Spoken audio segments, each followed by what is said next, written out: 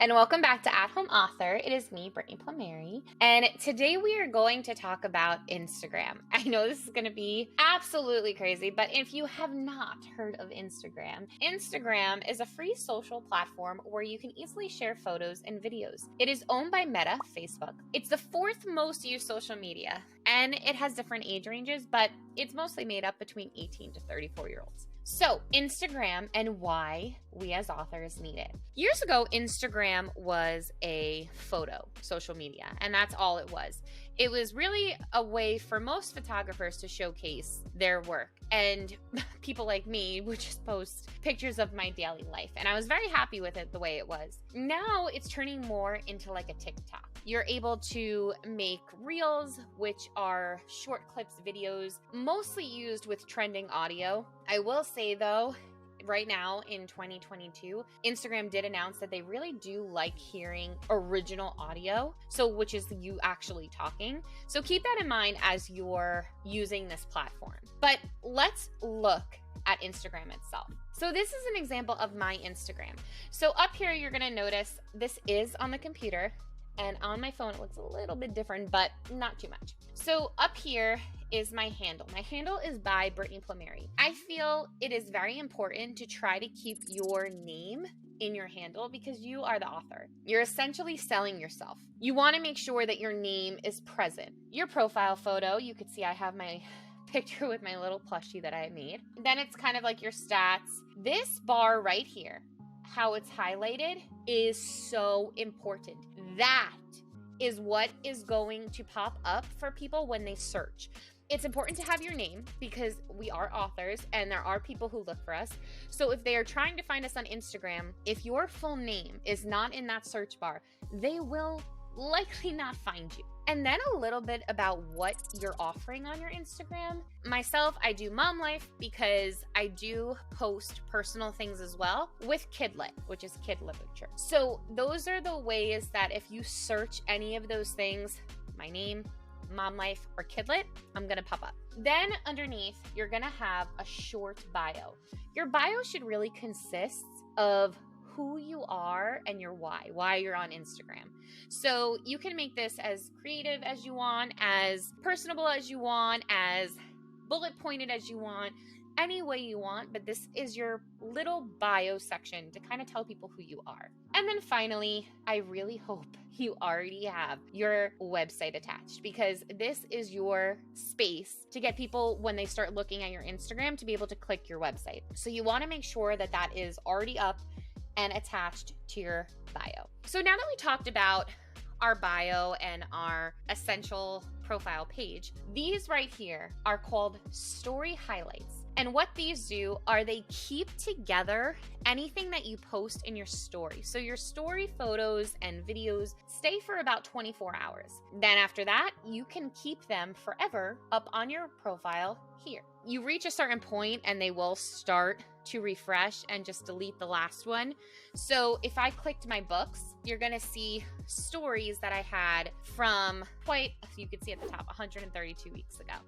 And if you go through, you'll see reviews, anything that I have posted in my story that had to do with my books, or if somebody else had posted a picture in their story, I would always reshare it on my story and then keep it. So you'll see your stories can stay present on your profile by putting them into story highlights. Now you can kind of see that I also decided to keep my Instagram personally still cohesive. Why? So there's a thing out right now in 2022 that there is a petition to make Instagram go back to being more about pictures and less about videos because we kind of have TikTok for that. It's really up in the air. Everybody has different opinions about it. But personally, just in case we do go back, I want to keep a clean, cohesive look. And by doing that, I had picked my color scheme, which is what I essentially try to stay with. You could see I kind of have like a beachy theme since I do live by the beach. I post a lot of beach videos and pictures. So you'll see also my pictures are not just pictures from my iPhone anymore. I have started using Lightroom and a preset. So a preset is essentially a filter that people that are really good with making filters, like photographers or even just graphic designers, will make these filters and you can put them on your pictures to really brighten them up. So you can see now that I have been using pretty presets through Lightroom to kind of make them a little bit nicer. So personally, like I said, I do keep a cohesive look because I am one of those people that really do get drawn more to Instagrams that do have a cohesive look. So I myself, I wanted to do the same. I do post reels, but you can see, if you see this little video in the corner, my reels still have covers. And that is how I like it. But it's up to you. I know other people don't use covers, but I would say it would be nice for up here for you to have a color palette to really keep and make it clean and nice and look pretty. So now comes the questions, what can you post on Instagram? You should always stick with the 80-20 rule. 80% content, 20% book sales.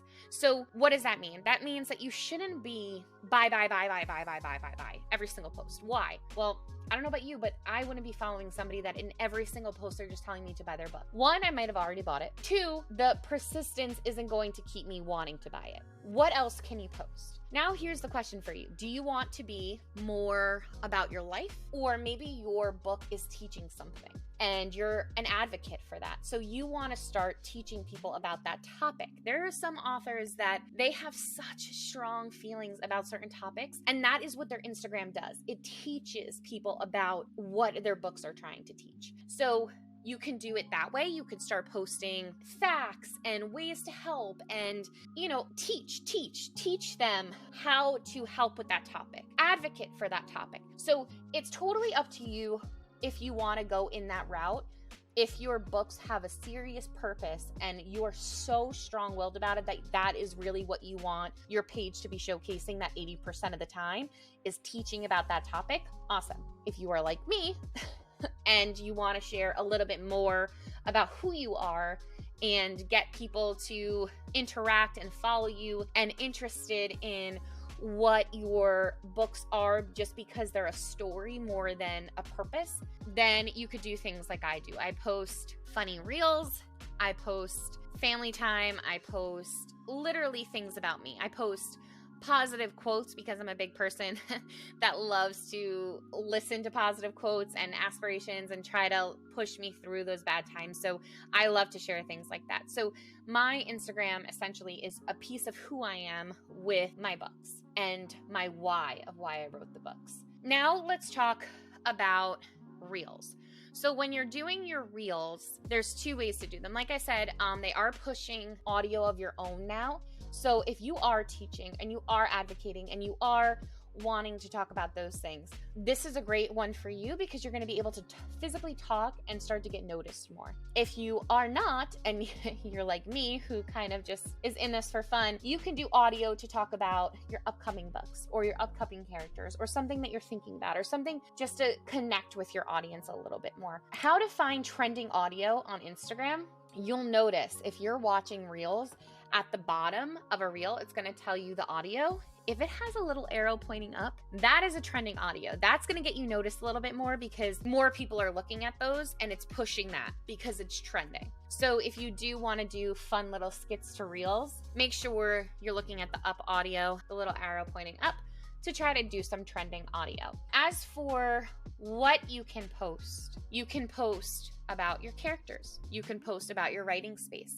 You can post about your inspiration. You can post little teasers. You can post every once in a while. You can post your ads. You can post if you have your free ebook, or you can post if you're working at an event, or you can post your awards that you've won. You can post some reviews. All of those things are absolutely okay. Just make sure that it's the 80-20. You don't want to just look like a walking billboard for your one book and not really showcasing who you are, because we're people, we love to connect. Which leads me to stories. So stories are the 24 hours. You make a video in your story, your followers see it, they can react and communicate with you. I love stories because I love making genuine connections. So if I'm talking about my book and I'm showcasing my characters, sometimes I might even let them name or pick. If you saw in my story highlight over here, I had Winner. I let them choose the hair color of the character for my first book, How to Cure a Mind Monster. Stories are such a way to give them an insight of who you are and let them feel like they're really a part of your book making, because you are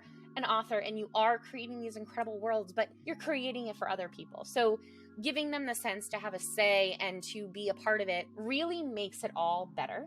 So this is an overall compass of Instagram and how you could be utilizing it as an author. The other thing to think about too is ads. Ads are an incredible way to create lead magnets and bring people into your email list so you can send them monthly newsletters and keep them up to date on what you're doing. So keep that in mind, that ads are also a great way to bring in the sales. It doesn't just need to be Amazon ads. It's Facebook ads, Pinterest ads, Instagram ads. All these outlets of social media are such an incredible market to start getting your name out there more. You just want to make sure that you're doing it the right way on the back end. So just go through your Instagram, make sure it says exactly who you're meant to be, who you are, what your books are, where they can find your website, and start deciding what you want to post. Well, that is all that I have on Instagram today, but if you would like to sit one-on-one and talk more about your Instagram and things that you can do to really up your game, you know where to find me, at homeauthor.com. I'll post it in the link below. See you soon.